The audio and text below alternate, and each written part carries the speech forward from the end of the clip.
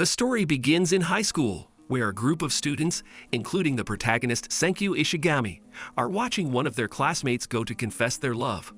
Taiji is a daredevil who is willing to risk his heart in front of everyone to confess his love to the girl Yuzuriya Ogawa. Just as he is about to take the plunge, a bright green light turns on, and suddenly everyone in the world turns to stone. 3,700 years pass, and all Taiju can think about all this time is being with Yuzuriya. He is finally able to break free from his petrified state. He discovers that Senku has already broken free. Senku woke up half a year early and had already laid the foundation for decent living conditions.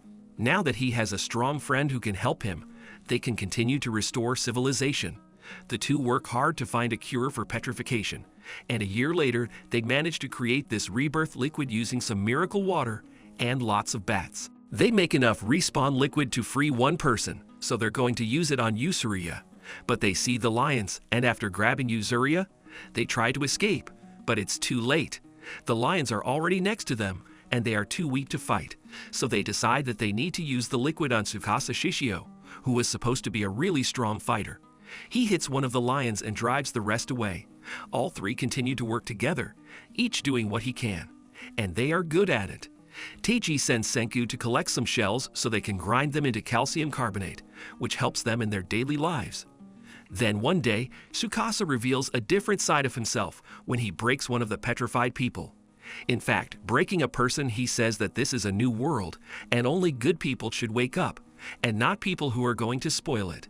Senku challenges him to this idea, stating that he is going to work to free every person. During the dialogue, it is revealed that Tsukasa is a little crazy and wants to kill most of the population, which he has already begun to do by destroying tons of bodies. Senku takes action against him. He pretends to screw up getting the wake-up fluid, and Tsukasa volunteers to get a new one. His ulterior motive was to find a source of liquid for his own selfish use. While he is away, Senku reveals that he actually has more wake-up fluid, and they quickly use it to wake Yuzuriya up. The three of them try to confront Tsukasa, but they clearly see that they have no chance even with a battered Senko crossbow, which proves to be useless. Tsukasa surprisingly doesn't do anything serious about it. He simply says stay away from him, and proceeds to destroy more statues, giving the others a chance to plan their next move. They pretend to have escaped and accidentally stumble upon the great Kamakura Buddha, whom they use as a guide to guide them to Hakone. Once they stumble upon a volcanic hot spring, Senku implements his plan to make the leap in his technology and create a weapon to stop Tsukasa. They manage to make their first batch of gunpowder, but then Taiju accidentally sets it on fire and causes a small explosion.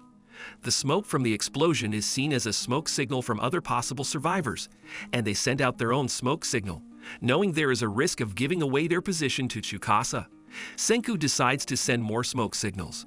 Tsukasa quickly approaches them and takes Yuzuriya hostage. While Taiji is away collecting firewood for signals, he threatens to destroy her. If Senku doesn't give him the recipe for the rebirth liquid, she will be more than happy to give up her life to keep Senku alive. Since as long as he knows the recipe and Tsukasa does it, he cannot destroy Senku. Then Senku decides it's not worth her life, and he tells him the recipe to ensure her safety. Now that he knows the recipe, he no longer has any reason to let Senku live, so he prepares to destroy him. Moments later, Senku was presumably destroyed by Tsukasa after he dealt him a fatal blow to the neck. When Taiju returns, Tsukasa thinks he can get revenge, so he prepares to destroy him as well. He throws a rock upwards, which draws Tsukasa's attention, thinking he is starting an attack, but the real attack comes from Yuzuriya. She throws all the gunpowder at Tsukasa, and when the rock lands, it causes an explosion, after which everyone is separated from each other. They then decide to grab Senku's body and run with it, believing that Senku must have had a plan. They realize that there was still a petrified piece around Senku's neck. They hope to pour some awakening liquid on him. Maybe he can be brought back. Then we are told the story of Senku, how he first woke up in the stone world. We are shown his early days of learning how to hunt, collect, and create whatever he needs, while he is constantly denounced by some monkeys. Then Senku realized that he needed some muscle for his brain. So when he manages to find Taiji, he works on anything to get him back. Meanwhile, the revitalization fluid worked and Senku was returned despite his injuries. This made him even more curious about how the regenerative properties work. After trying to come up with a new plan, Senku decides that since Tsukasa thinks he's dead, the best course of action is for them to break up. Taiji and Yuzuru go to Tsukasa's camp as spies to keep an eye on what he's up to. Meanwhile, Senku starts looking for the people who made other smoke signals in the hope that they can form a scientific resistance to Tsukasa. Tsukasa spots Cutie Kohaku, who saw what he did to Senku. She then tries to bring Tsukasa to justice by getting revenge on him, but Tsukasa manages to knock her down with a tree. Finishing the fight, Senku saw smoke from afar, and when he got there, he finds Kohaku lying under a tree. Using a block and grapple, he manages to remove the tree from her and free her. Kohaku takes Senko back to his village of 40, but they are not allowed inside because outsiders are not allowed to enter. The village guards Kinro and Jinro are vigilant that Senku is not allowed inside. A self-proclaimed sorcerer named Chrome arrives. He was a Stone Age scientist. He challenges Senku to see who is the better caster. Senku shows him his explosive powder, after which they become friends.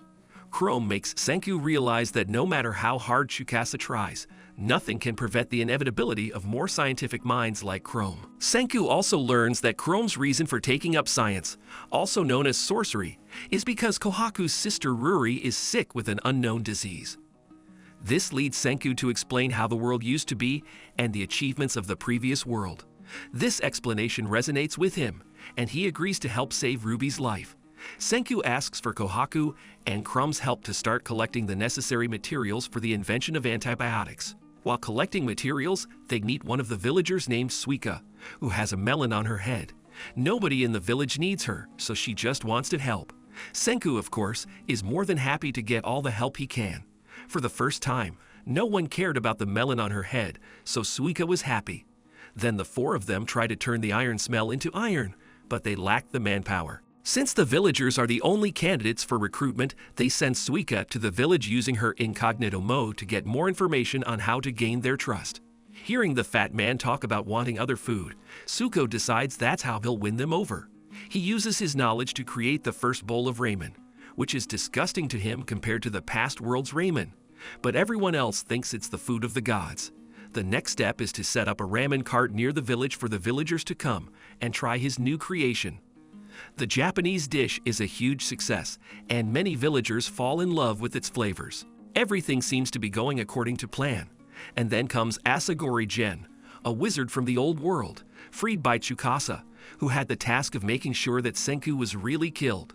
But after seeing all the impressive things Senku was capable of, he considers switching teams to keep Tsukasa away from Senku and his friends. He says he's going to give him a false report that Senku was never found. Gen is brought in as part of the workforce, and the gang successfully builds iron. After a thunderstorm breaks out, Senku moves into action to take advantage of the lightning to make magnets. The gene also proves to be somewhat useful, preventing a potential fight with the villagers by using some elementary magic tricks.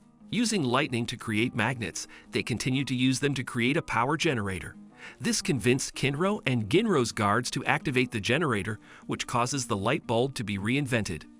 During the dialogue, they learned that Gen still doesn't fully agree with Senku because he just wants to take care of his own interests. And Tsukasa gathered a lot of people he considered worthy of saving in one place, and Gen was one of them. Gen was then tasked with confirming Senku's death. Shortly after spending the night alone, Gen is suddenly attacked, but he cannot get a good look at the attacker.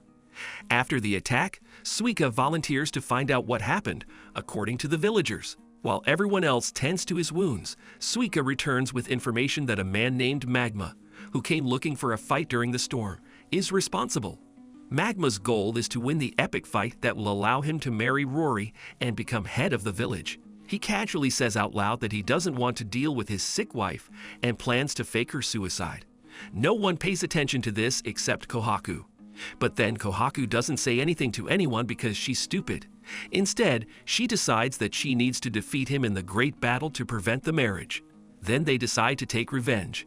Therefore, Kohaku trains with Quinro and Jinro to compete and protect Ruri. Meanwhile, despite his injuries, Gen returns to Tsukasa, who has begun gathering a group of formidable allies from him. Gen goes on to tell Tsukasa that Senku was presumed dead, and in exchange for that, Senku agreed to make him a cola. Suika has been diagnosed with a blurry disease that is actually related to her nearsightedness, and the helmet helps her see a little better. Upon learning this, Sank uses a furnace to make glass and turns it into goggles for Suika, allowing her to see the world clearly for the first time. Sank then shifts his focus to making glass lab materials to move forward. The only problem is that none of them can properly blow glass out of the material. Chrome is forced to hire Master Kasuki against his will to help them. Though initially against it, he sees how they fail and makes a collection of beakers for Senku to work with the realm of science, making many huge strides. Senku then comes up with the idea to make a new silver spear for Ginro. They plan to go on a dangerous adventure to get some more materials. The silver spear was supposed to be just a gift from Ginro, but it was actually designed as a tool to detect poisonous gas coming from a puddle of sulfuric acid. They need to collect some sulfuric acid to make antibiotics, but they can't get past the poisonous gas. Senku develops a gas mask so he can't feel the gas and allow them to get to the pool. But just in case something goes wrong, he wants Chrome to stay so science doesn't die with them. But Chrome refuses and convinces him to let him join them, so they both go to the pool. Everything is going well enough until suddenly Chrome slips and falls. Luckily, Jinro gets to the Chrome right before falling into the pool and saves his life with his spear. Despite the near-death experience, the mission was accomplished and they got what they came for.